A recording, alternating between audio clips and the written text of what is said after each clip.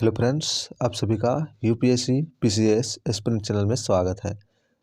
इस वीडियो में हम देखेंगे दृष्टि आईएएस की prelim test series 2023 test number 5। Test number 5 हम लोग देख रहे हैं। इसमें हम लोग 41 नंबर तक क्वेश्चन 41 तक कर चुके हैं। अभी 42 से स्टार्ट करेंगे। ठीक है, पार्ट 1 पार्ट 2 पार्ट 3 कर चुके हैं। अब पार्ट 3 में कुछ गलती हो गई है तो मेरा से, ठीक है, तो देख लीजिए। वो जो 31 नंबर क्वेश्चन था, इसमें क्या था, डॉक्टर श्यामा प्रसाद मुखर्जी के संबंध में निम्नलिखित कथनों पर विचार कीजिए। वह बॉम्बे विश्वविद्यालय के सबसे कम उम्र के कुलपति बने। तो ये क्या था, बॉम्बे विश्वविद्यालय नहीं, यहाँ पे होना चाहिए कोलकाता होना चाहिए था। ठीक है, तो आंसर में इसका जो ये दिया हुआ है सी दिया है, इसलिए हम भी क्या बोल दिए थे, दोनों। देख लीजिए, दूसरा कथन था, उन्होंने आधुनिक भारतीय जनता पार्टी भाजपा के पूर्ववर्ती भारतीय जनसंघ बीजेएस की स्थापना की। तो ये सही है। ठीक है, और इस प्रकार जो यहाँ से जो ऑप्शन है सी नंबर में 1 और 2 दोनों, लेकिन यहाँ केवल क्या होगा, 2 सही होगा, यानी कि बी होना चाहिए था। क्या होना चाहिए था, बी होना चाहिए था। लेकिन हम जो क्या किए, यहाँ पे गलती है ये वाला। ठीक है, ये सही है। तो ये देख लेते हैं इसकी व्याख्या। तो यहाँ पे देखिए ये क्या है, थोड़ा सा इसको जूम आउट कर देता हूँ। तो ये देख लीजिए, डॉक्टर श्यामा प्रसाद मुखर्जी का जन्म 6 जुलाई 1900। तो ये तो इसकी बेसिक हो गया। ठीक है, आगे हम देखें तो यहाँ पे ये देख सकते हैं, वर्ष 1934 में 33 वर्ष की आयु में श्यामा प्रसाद मुखर्जी कलकत्ता विश्वविद्यालय के सबसे कम उम्र के कुलपति बने। अतः कथन 1 सही नहीं है। ठीक है, कथन 1 सही नहीं है, होना चाहिए था। लेकिन यहाँ पे देख लीजिए क्या दिया हुआ है, 31 का सी दिया हुआ है। ठीक है, इसलिए हम सी देख के हम भी क्या बोल दिए थे कि दोनों सही होगा, हमको लगा। ठीक है, सी में 1 और 2 दोनों दिया है सही, तो ये सी नहीं होके केवल बी होना चाहिए था। यहाँ पे ये गलत दिया हुआ है। ठीक है, क्या होना चाहिए, बी।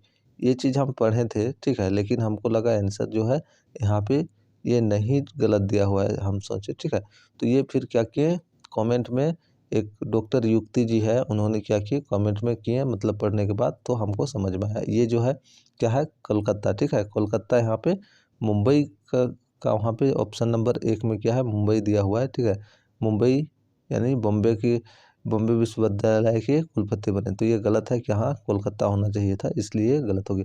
तो चलिए आज का हम लोग स्टार्ट करते हैं। ठीक है, उससे पहले अगर यदि आप न्यू है तो प्लीज़ इस चैनल को सब्सक्राइब, लाइक एवं शेयर कर दें। और आप लोगों से मैं कहा है, मतलब जो इसकी जो टेस्ट सीरीज है, ये तो 5 चल रहा है, फिर आगे 6 7 8 बढ़ेगा। लेकिन इसकी जो टेस्ट है 1 2 3 ये सब क्या है, आप लोगों को मैं प्रोवाइड कराऊंगा। ठीक है, और कहाँ प्रोवाइड कराऊंगा, इसके लिए एक वीडियो बना चुका हूँ। या तो उसके लिए आप लोग से बोला है कि अगर यदि जल्द से जल्द 1 के सब्सक्राइबर हो जाए, और साथ ही क्या है, वॉच भी कीजिए वीडियो को। ठीक है, क्योंकि वॉच नहीं करते हैं तो इससे इम्प्रेशन ख़राब होता है। तो क्या होता है, अगर यदि वॉच कीजिएगा, देखिएगा, और क्या है 1 के सब्सक्राइबर हो जाएगा, तो आप लोगों को क्या करेंगे, विजन आईएएस और दृष्टि आईएएस की जो टेस्ट सीरीज है वो मैं कहाँ प्रोवाइड कराऊंगा बोला हूँ, और कैसे कराऊंगा ये आगे मैं बताऊंगा। ठीक है, क्योंकि वीडियो बनाने में एक ही टेस्ट सीरीज का वीडियो बनाने में 4 से 5 दिन लगता है, थोड़ा थोड़ा करके। तो इसमें आप लोग क्या है, अगर यदि 2023 में देना चाहते हैं एग्जाम, तो उसके लिए मैं क्या करूँगा, आप लोगों को वो सब प्रोवाइड करा दूंगा। तो चलिए आगे बढ़ते हैं, हम लोग आज की वीडियो स्टार्ट करते हैं। 42, ठीक है, 42 इको सेंसिटिव जोन ESZ के संदर्भ में निम्नलिखित कथनों पर विचार कीजिए। ठीक है, इको सेंसिटिव जोन, तो इन्हें जैव विविधता संरक्षण अधिनियम 2002 के तहत अधिसूचित किया गया। 2002 के तहत बोल रहा है, इन्हें जैव विविधता, तो ये क्या है, 2002 के तहत। ठीक है,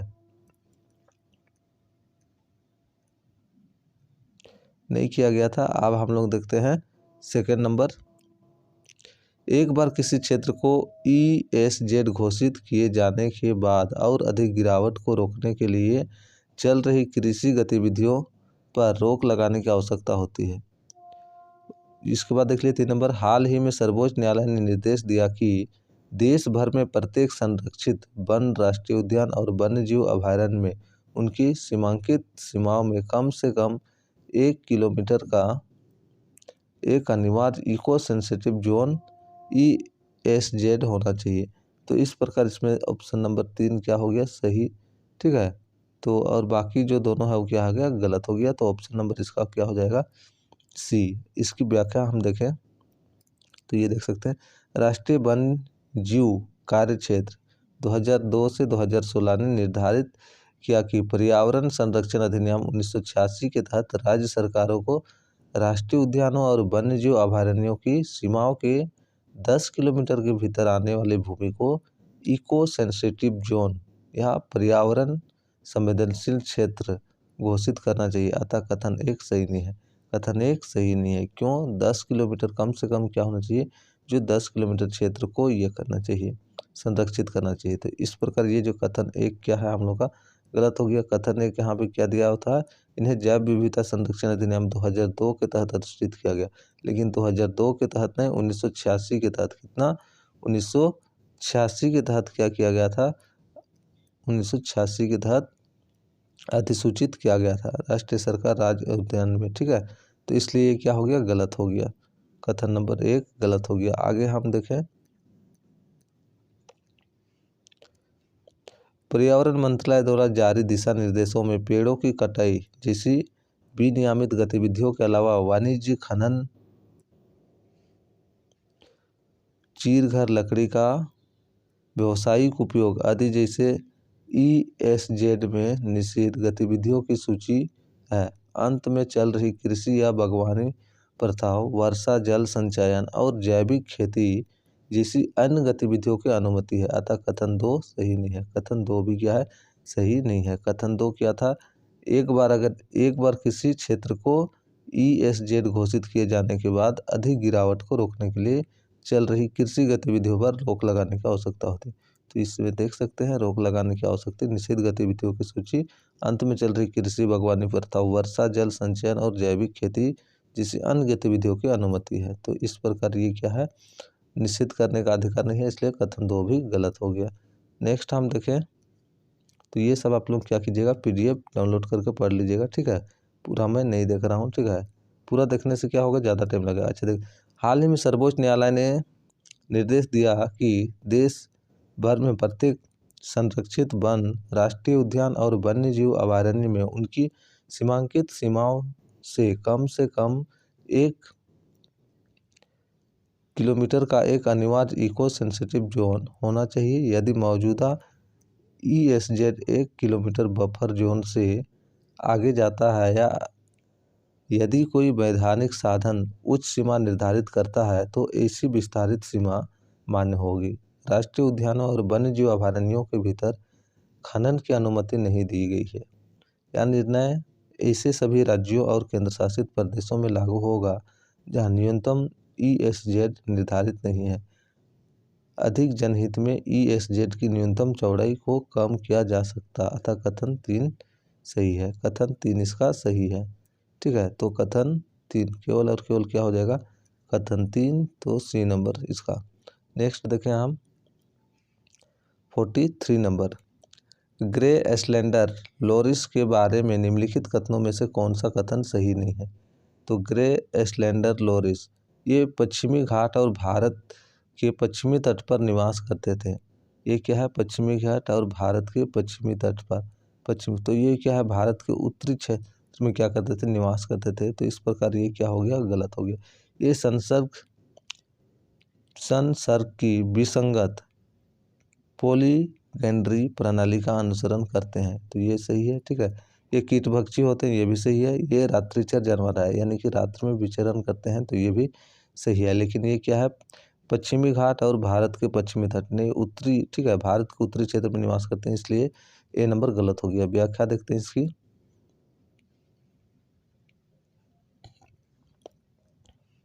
ये रहा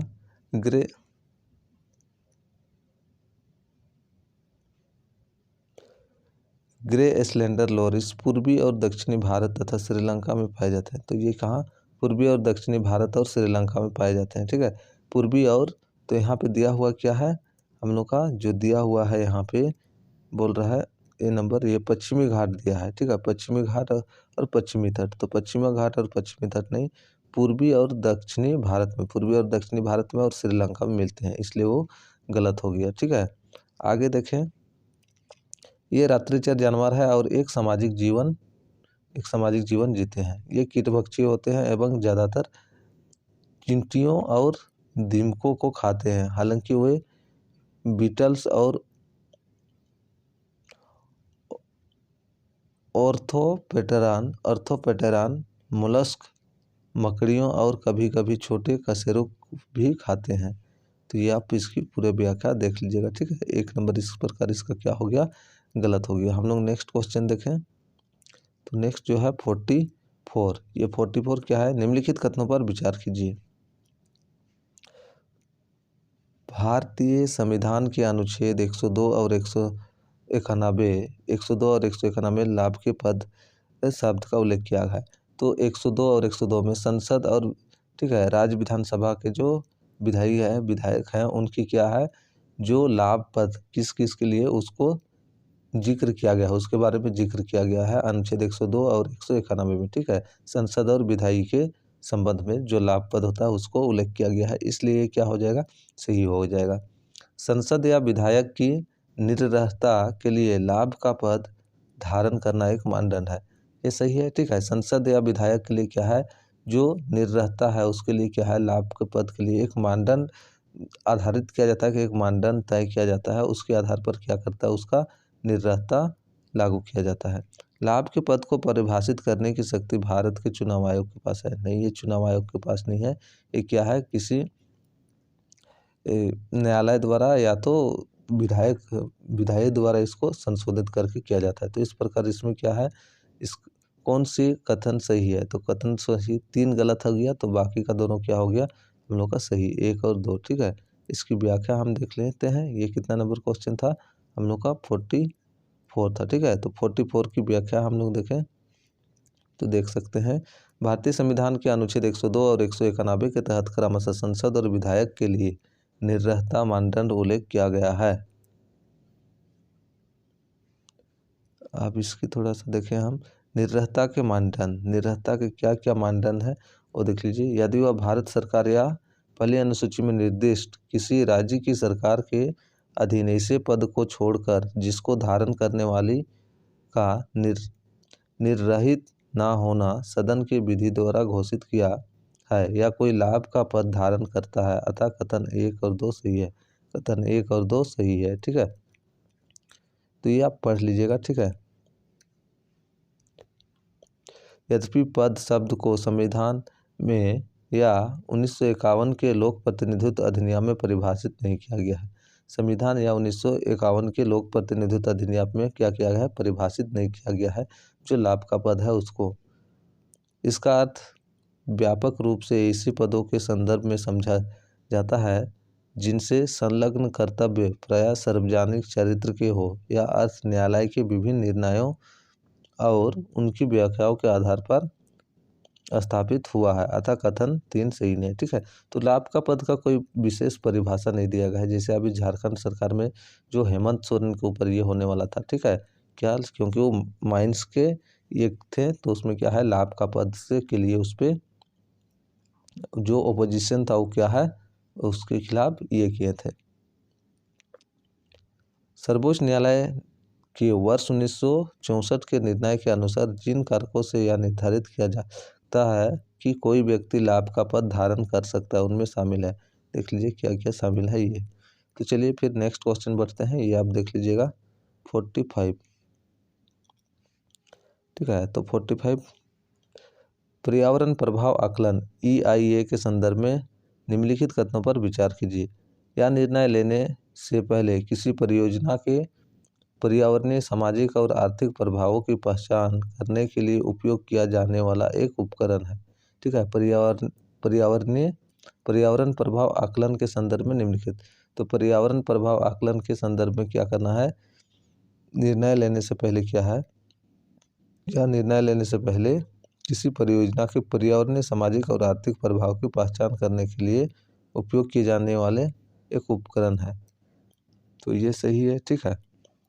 दूसरा नंबर देखें, एस्पो कन्वेंशन EIA से संबंधित है, ये भी सही है। 4 धाम परियोजना जैसे कि पारिस्थितिकी रूप से संवेदनशील क्षेत्रों में रणनीतिक राजमार्ग परियोजना को EIA के तहत हरित मंजूरी प्राप्त करनी होगी। तो ये क्या है, गलत है, हरित मंजूरी प्राप्त करनी होगी। कौन से सही है बोल रहे हैं, ठीक है। तो 3 गलत हो गया, तो 1 और 2 इसका क्या होगा, 1 और 2 इसका सही, यानी कि सी नंबर इसकी सही हो गया। इसकी व्याख्या देखें तो हम, ये रहा इसकी व्याख्या।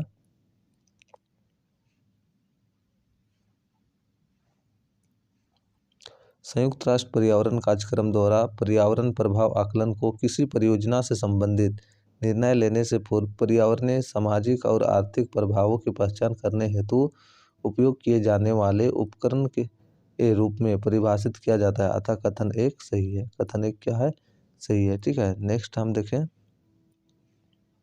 EIA के तहत प्रक्रिया में स्क्रीनिंग, स्कोपिंग, इम्पैक्ट एनालिसिस, समन रिपोर्टिंग, जन सुनवाई, EIA की समीक्षा, निर्णय लेने और पोस्ट मॉनिटरिंग शामिल है। तो ये देख सकते हैं क्या क्या इसमें शामिल है, ठीक है।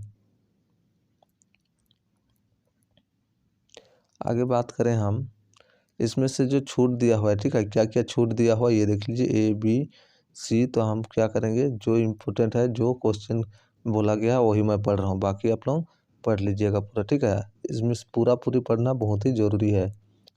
रणनीतिक महत्वपूर्ण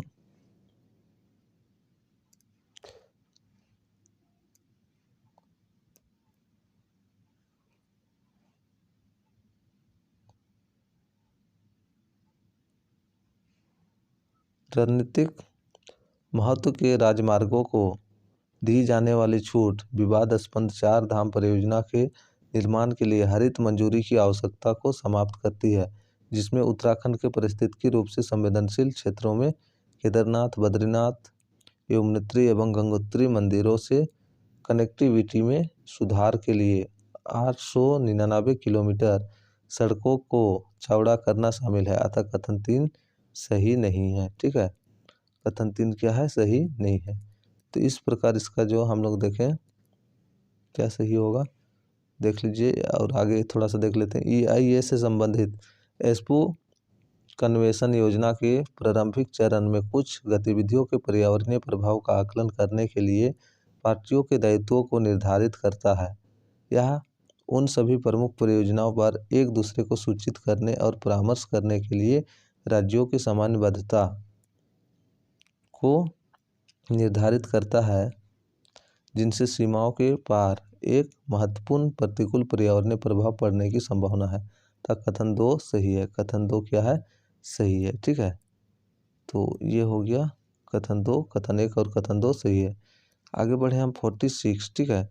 46 देखें, लास्ट नहीं, निम्नलिखित तत्वों या यौगिकों पर विचार कीजिए। लेड, गंधक, वाष्पशील कार्बनिक यौगिक, जलवाष्प, पॉलीसाइक्लिक एरोमेटिक हाइड्रोकार्बन।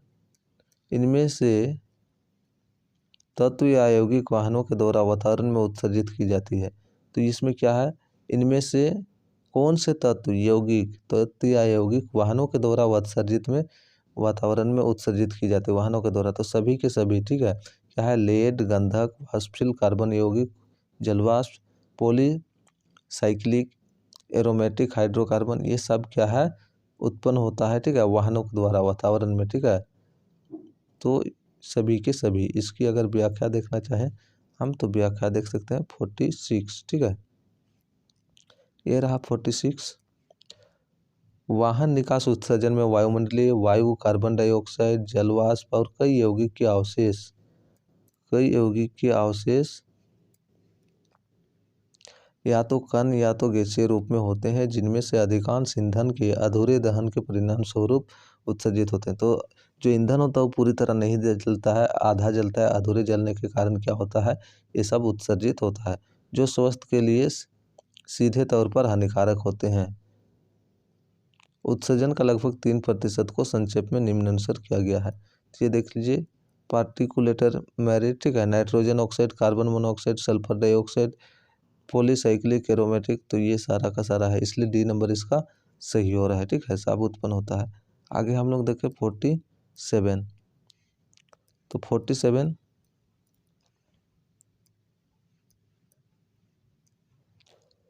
विदेशी पोर्टफोलियो निवेशक FPI के संबंध में कौन सा कथन सही है, ठीक है।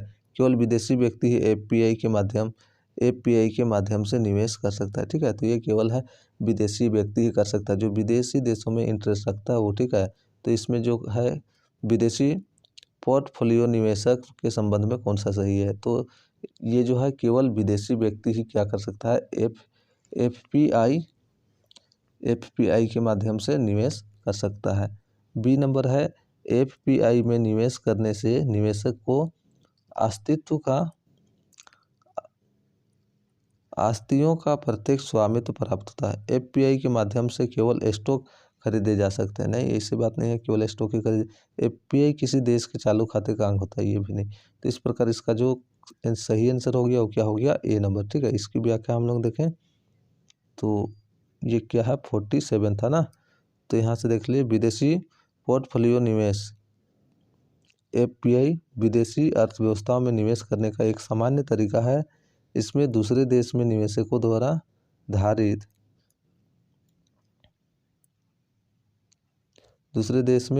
द्वारा धारित प्रतिभूतियां और वित्तीय आस्तियां शामिल है। प्रतिभूतियों में निवेशक राष्ट्र, तो ये सब देख लीजिए, ये आप पढ़ लीजिएगा। ठीक है, हम आगे बढ़ें। अपने देश के बाहर के अवसरों में रुचि रखने वाले व्यक्तिगत निवेशक एफपीआई के माध्यम से निवेश करते हैं। एफपीआई निवेशकों को किसी कंपनी की आस्तियों का प्रत्यक्ष स्वामित्व प्रदान नहीं करता, अतः विकल्प ए सही है। ठीक है, क्या है, किसी प्रकार का स्वामित्व प्रदान नहीं करता, इसलिए क्या है, विकल्प ए जो इसका है वो क्या है, हो गया सही हो गया। ठीक है, कौन सा कथन सही है बोला था। तो आगे बढ़े हम, 47 तक हो गया। 48 देखें यहाँ भी हम, 48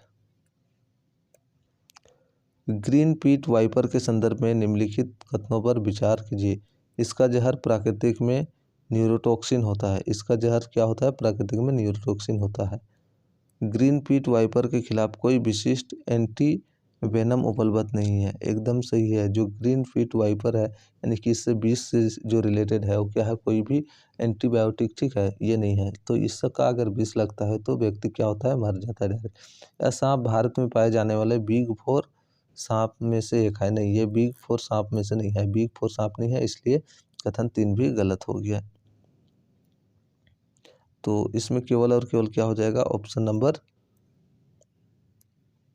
मतलब क्या हो जाएगा, 2 नंबर, कथन 2 सही हो गया। तो ऑप्शन नंबर बी इसका सही। इसकी व्याख्या देखें तो देख सकते हैं, ग्रीन पीट वाइपर भारत के उत्तर पूर्वी क्षेत्र में पाया जाता है। यह भारत में पाए जाने वाले बिग 4 सांपों का हिस्सा नहीं है, यानी रसेल वाइपर, आरी स्केल्ड वाइपर, स्पेक्टेबल कोबरा और कॉमन कैरेट। अतः कथन 3 सही नहीं है। कथन 3 क्या है, सही नहीं है।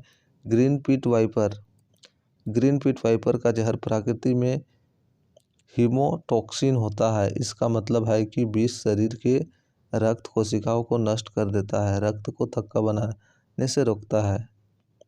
नतीजन अत्यधिक आंतरिक रक्तस्राव के कारण पीड़ित की मृत्यु हो जाती है। ठीक है, इसलिए कथन 1 भी सही नहीं है। कथन 2 का बात करें, ग्रीन पीट वाइपर के विरुद्ध कोई विशिष्ट एंटी वेनम उपलब्ध नहीं है। अन्य विषैले सांपों से प्राप्त अनपॉलीवैलेंट एंटी वेनम इनके खिलाफ अपरवाही है, अतः कथन 2 सही है। ठीक है, तो इसमें क्या है, कथन 2 केवल सही है। नेक्स्ट हम बढ़ें 49। हाल ही में समाचारों में देखे गए साइपरमेथ्रिन और कार्बेडाइजिम किसके उदाहरण है। तो ये क्या है, कीटनाशक के उदाहरण है। ठीक है, जो कीटनाशक या पिलकनाशक जो कृषि में स्प्रे किया जाता है, ठीक है, तो उससे रिलेटेड है। तो ये आप लोग इसकी क्या है व्याख्या आप लोग पढ़ लीजिएगा। ठीक है,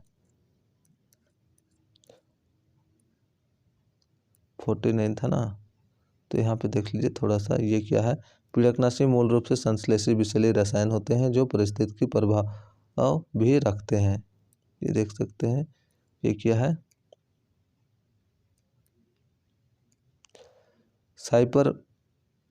साइपरमेथ्रिन तथा कार्बेंडाइजिम 2 कीटनाशक है जिनका बासमती चावल की फसल में बहुयात में उपयोग किया जाता है, अतः विकल्प सी सही ठीक है।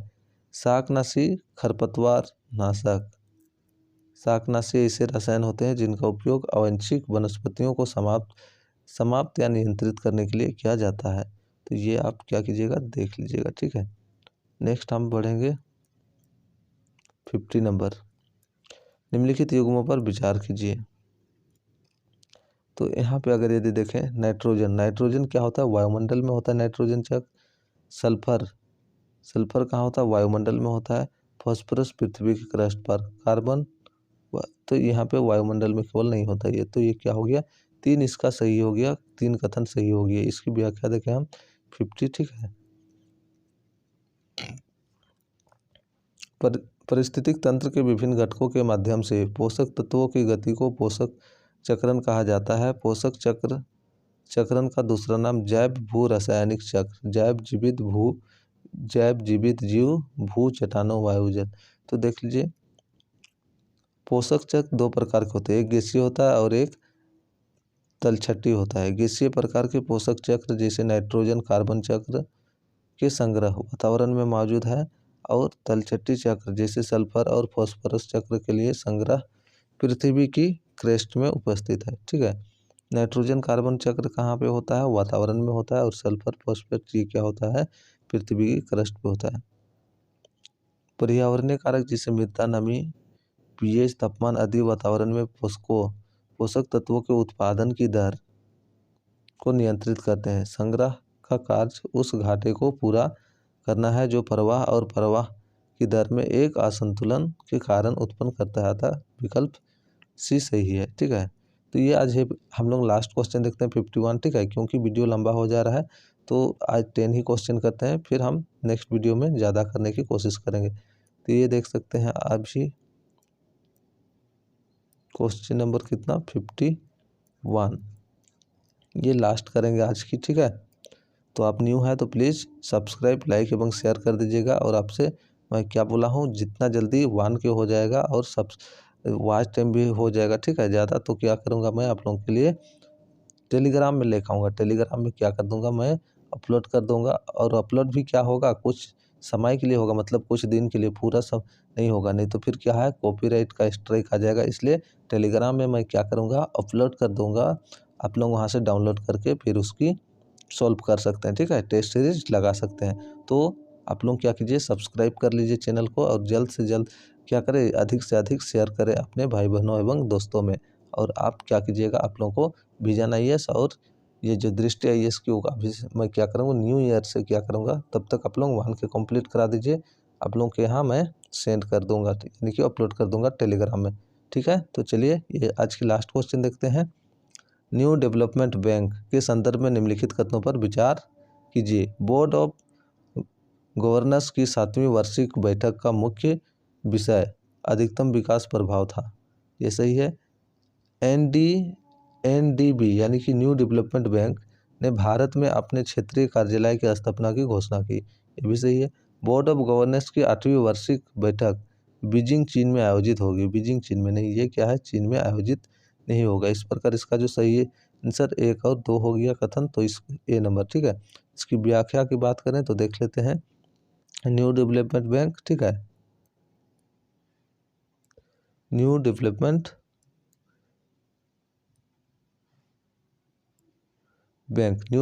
बैंक ब्रिक्स देशों ब्राज़ील, रूस, भारत, चीन और दक्षिण अफ्रीका द्वारा वर्ष 2014 में स्थापित हुए बहुपक्षीय विकास बैंक की है, जिसका उद्देश्य ब्रिक्स देशों के साथ ही विश्व के उभरते बाजारों में विकासशील देशों में आधारभूत संरचना और सतत विकास परियोजना के लिए संसाधन जुटाना है। बैंक संचालन वर्ष 2015 में शुरू हुआ और इसका मुख्यालय शंघाई, चीन में है, ठीक है। कहाँ है, चीन में है। पिछले वर्ष NDP ने अपनी सदस्यता का विस्तार करते हुए 4 नए देशों बांग्लादेश, UAE, मिस्र और उरुग्वे को शामिल किया। ये जो 4 नया देश है, इनको क्या किया है, शामिल किया। NDB ने अब तक भारत के लिए 7.1 बिलियन डॉलर परिव्यय की 21 परियोजनाओं को मंजूरी दी है। कितना, 21 परियोजनाओं को मंजूरी दी है। हालिया गतिविधियाँ, जो अभी की हालिया गतिविधियाँ देखें तो यहाँ से देख सकते हैं 7वीं वार्षिक बैठक का मुख्य विषय एनडीबी अधिकतम विकास प्रभाव था, अतः कथन एक सही है। ठीक है, कथन एक क्या हो गया, सही हो गया।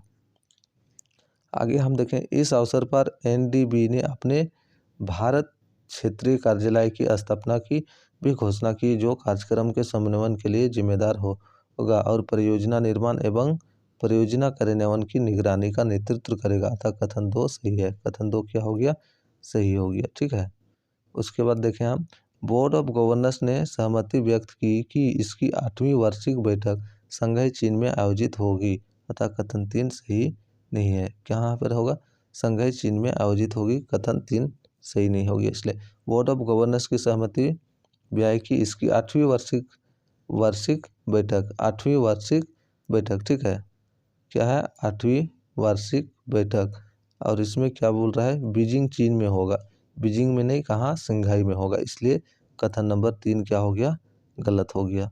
ठीक है, ये बीजिंग नहीं है, कहाँ पे है, शंघाई में होगा। तो कथन 1 और 2 क्या हो गया, सही हो गया। कथन 1 सही है और कथन 2, इस प्रकार इसकी जो ऑप्शन हो गया, ठीक है, कौन सा हो गया हम लोग का, ए नंबर, 1 और 2 सही है। तो चलिए इसमें इतना ही, अगर न्यू है तो सब्सक्राइब कर दे और लाइक शेयर कर दे।